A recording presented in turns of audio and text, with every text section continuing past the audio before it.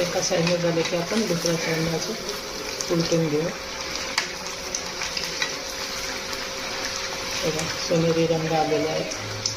परत एक वेळा उलटून आपण बारीक गॅसवर चांगले भाजून घ्यायचे आपण मूग डाळीचे.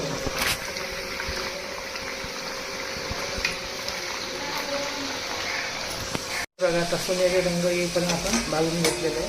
आता काढून घेऊ.